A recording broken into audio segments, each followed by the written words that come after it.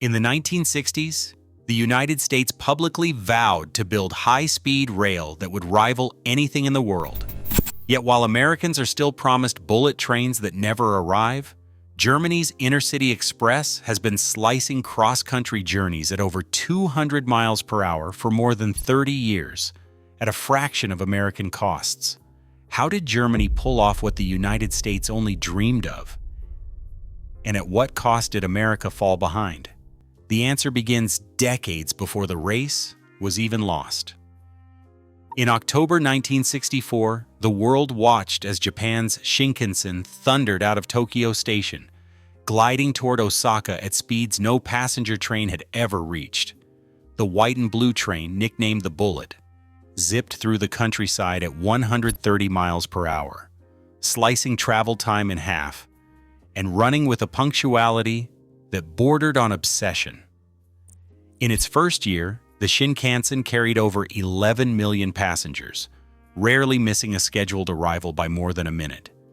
Newspapers from London to New York ran front-page stories about the Japanese miracle, marveling at the blend of speed, comfort, and reliability. The Shinkansen was more than a technical leap. It was proof that high-speed rail could work, not just as a showpiece, but as the backbone of national transportation. Engineers and planners across Europe took notice, sending delegations to study the new system. The numbers were hard to ignore. Daily ridership soared, derailments dropped to near zero, and the train's safety record quickly outpaced anything on the rails before. The Shinkansen became a global symbol of post-war progress, its streamlined nose and smooth acceleration inspiring a new era of rail ambition. But the real lesson wasn't just speed. The Shinkansen's success rested on dedicated tracks, all-electric propulsion, and a culture of meticulous maintenance. Japanese rail operators invested in continuous welded rail, advanced signaling, and rigorous staff training. By 1965, the system's on-time performance hovered around 99%, even as the network expanded. The world's first true high-speed rail corridor had arrived, and with it, a new benchmark for what trains could achieve. In government offices and railway boardrooms across West Germany, the Shinkansen's achievements landed like a challenge. Technical journals dissected every detail: the track design, the power systems, and the way stations were integrated into city life. German engineers debated which elements could translate to European soil. While some doubted that such speeds could be safely matched outside Japan, others saw opportunity. The Shinkansen had demonstrated that high-speed rail was not science fiction, it was a working system delivering real-world results. As the 1970s approached, the Shinkansen's influence reached far beyond Asia. Its success gave German planners the confidence to pursue their own vision of rapid, reliable intercity travel. The world had seen what was possible. The race to build Europe's first bullet train was on, and Germany was determined not to be left behind. Germany's answer to the high-speed challenge began with a single, uncompromising vision: build a national network that could rival the best in the world. The task landed squarely on the desk of Dr. Heinz Dewar, the pragmatic and relentless chairman of Deutsche Bundesbahn. Where other countries hesitated, Dewar and his team moved with precision. By the late 1980s, Germany had already invested years in experimental trains and magnetic levitation prototypes. The breakthrough came with a decision that changed everything. Dedicated high-speed corridors were engineered from the ground up for velocity, safety, and reliability. The first orders for what would become the Intercity Express, ICE, were placed in 1988. Deutsche Bundesbahn contracted a consortium of German engineering giants, including Siemens and Krauss-Maffei, to deliver a fleet of trains that could sustain speeds above 200 miles per hour. Every detail, from the modular, non-articulated train design to the advanced signaling systems, was negotiated centrally. Dewar's management style left little room for delay or cost overruns. Contracts imposed strict timelines and heavy penalties for missed milestones. The entire procurement process ran through a single agency, eliminating the kind of fragmentation that plagued projects elsewhere. Construction of the first dedicated lines, like the 203-mile Hanover to Würzburg corridor, meant confronting daunting terrain. Over 30% of that route would run through tunnels or over bridges, yet the project maintained a cost discipline rarely seen in large infrastructure works. By the time the first ICE trains prepared for launch, Germany had spent between $50 million and $70 million per mile for land, tunnels, electrification, and state-of-the-art control systems. These figures, drawn from federal audits and parliamentary reports, set a benchmark that made later American attempts look bloated by comparison. May 1991 saw the payoff. The inaugural ICE service rolled out, slicing the Berlin to Frankfurt journey from nearly 7 hours to just 4. The trains reached top speeds of 205 miles per hour on open stretches, running with a punctuality that quickly became the envy of Europe. Stations were rebuilt and modernized, and the network expanded in phases, always with centralized oversight and clear accountability. Within a few years, the ICE system had become the backbone of German long-distance travel, moving millions annually and linking cities with a speed and comfort that redefined expectations. Dr. Duer's approach was more than technical mastery. He forged political consensus, securing bipartisan support in the Bundestag for continued investment and expansion. The ICE was never treated as a luxury or a gamble, but as essential infrastructure. Every train, every mile of track, every procurement decision reflected a belief that reliable high-speed rail was a national obligation. The results spoke for themselves: a fully operational world-class network delivered on time and on budget, setting a standard that would haunt American planners for decades.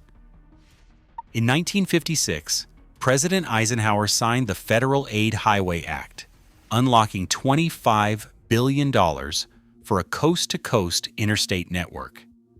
The money came from a new highway trust fund, filled by federal gas taxes, and dedicated solely to building and maintaining roads. For the first time, highways had a protected, automatic funding stream, one that bypassed the annual fights in Congress and insulated road construction from budget cuts and shifting political winds. Every gallon of gasoline, every tire sold, pumped more dollars into the system. Within a decade, the United States had poured tens of billions into asphalt and concrete, reshaping cities and suburbs around the automobile. Passenger rail, by contrast, had no such financial lifeline. Railroads depended on ticket sales and private investment, their fortunes fading as highways and airlines drew away travelers. Congress passed the High-Speed Ground Transportation Act in 1965, promising a new era of modern trains. President Johnson spoke of bullet trains slashing travel times, matching the boldness of Japanese and European experiments. But the law offered only research grants and demonstration projects. No dedicated funding, no trust fund, no guarantee of long-term investment. The Department of Transportation, newly formed and dominated by highway planners, quietly prioritized roads and airports. Internal memos from the late 1960s show staff urging caution on rail spending, wary of antagonizing powerful auto and airline lobbies. The numbers tell the story.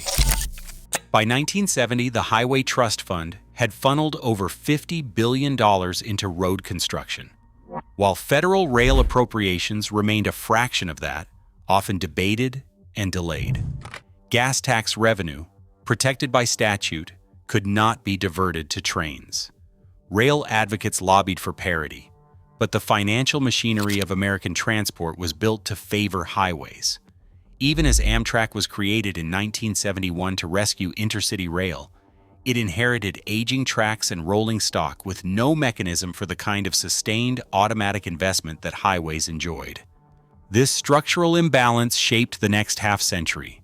Roads and airports expanded while passenger rail withered, starved of the money and political will needed to modernize.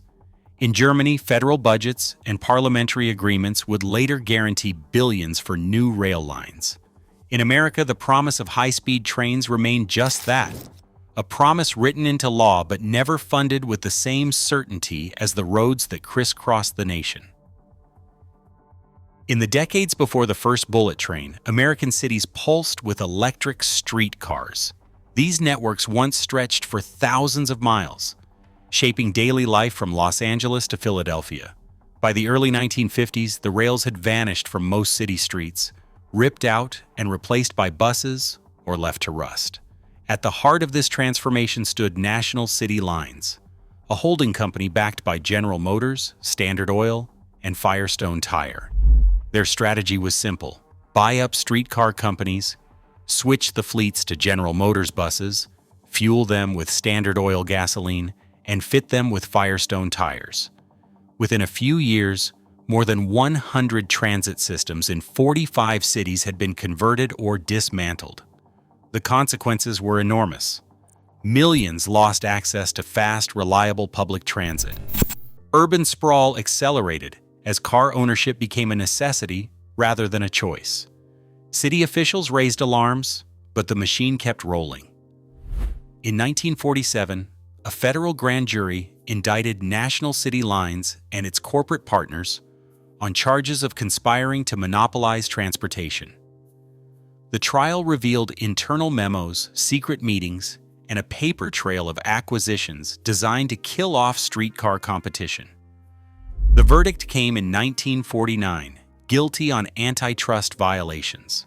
The penalty was a $5,000 fine for each company and $1 for each executive, a slap on the wrist, even by the standards of the time.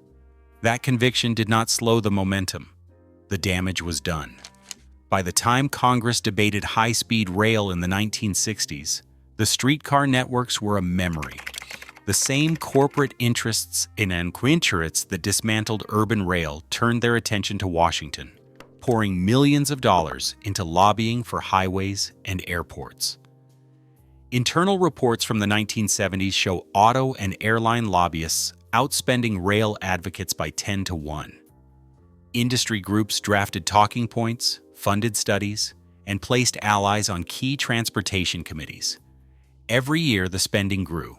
Today, combined highway and aviation lobbying tops $100 million annually, dwarfing anything from the rail sector. The story of National City Lines is not just a relic of the past. It is a blueprint for how entrenched interests can shape the future of transportation. The removal of streetcars was not an accident or a natural evolution. It was a calculated campaign carried out in boardrooms and back channels, with the blessing of lawmakers who looked the other way.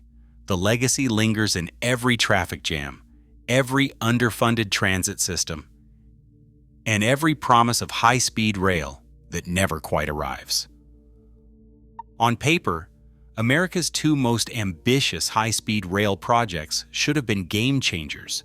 The Acela Express, running between Boston and Washington, was billed as the nation's answer to European bullet trains. Its train sets can technically reach 150 miles per hour, but only on short stretches of track. For most of the journey, Acela crawls at an average of 65 miles per hour, barely faster than a family sedan on the interstate. The culprit is not the train itself, but the tracks beneath it.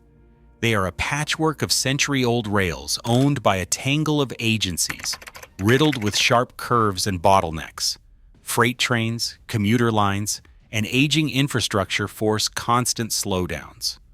The result is a flagship service that promises speed but delivers delays. Nearly a third of trips arrive late, and ticket prices often rival the cost of flying. Across the country, California's high-speed rail project has become a cautionary tale. In 2008, voters approved $33 billion to build a line from San Francisco to Los Angeles. 15 years later, the price tag has ballooned past $100 billion, and the only segment under construction runs through the Central Valley, far from the state's biggest cities. The cost per mile now hovers around $200 million per mile, triple the German average for similar projects. State audits and leaked emails tell a story of shifting goals, legal battles over land, and a revolving door of consultants. Environmental reviews stretch for years. Each new governor brings a different vision, shrinking the project's scope and eroding public trust. For many Californians, high-speed rail is a promise that ages with them. Commuters who were 30 when ground broke are now middle-aged, still waiting for a train that never arrives. Andy Kunz, president of the U.S. High-Speed Rail Association, points to a deeper problem. The Northeast Corridor and California's urban spine have population densities matching Germany's busiest routes. But while Germany built a seamless network, America's process is hobbled by fragmented governance, endless permitting, and a procurement system that rewards delay over delivery. Billions have been spent, but the trains still crawl, and the gap keeps growing. Congress approved $66 billion for passenger rail in the 2021 infrastructure law, the largest federal investment in American trains since Amtrak's creation. For the first time in decades, there is real money on the table. But the window for change is narrow, and the obstacles are steep. The funding is spread across dozens of programs, each tangled in a web of state agencies, local governments, and environmental reviews. Projects compete for grants, with timelines stretching years before ground is even broken. Meanwhile, Germany is already testing next-generation ICE trains designed to top 250 miles per hour. Engineers at Siemens and Deutsche Bahn have set their sights on even faster, quieter, and more energy-efficient models, aiming to push the limits of what high-speed rail can deliver. Environmental stakes are impossible to ignore.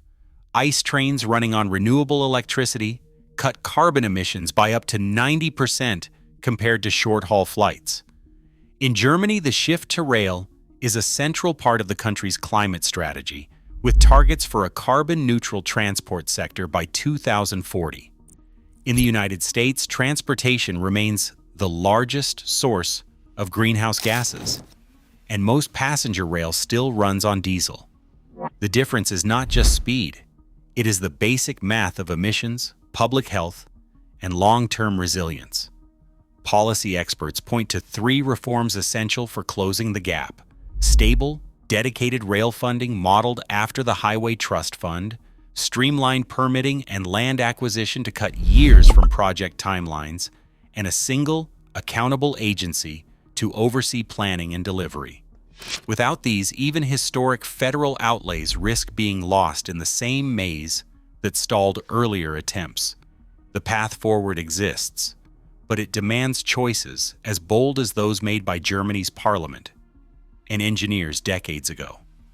As German prototypes accelerate toward 250 miles per hour, the question is not just whether America can catch up, but whether it is willing to do what it takes before the window closes. In 2024, Germany's trains link cities at speeds that few Americans ever experience. As urban congestion and climate urgency grow, high-speed rail isn't just about prestige, it's about survival. The global race for clean, efficient transport accelerates each year. Until the U.S. commits to catching up, every missed connection is a choice to be left behind.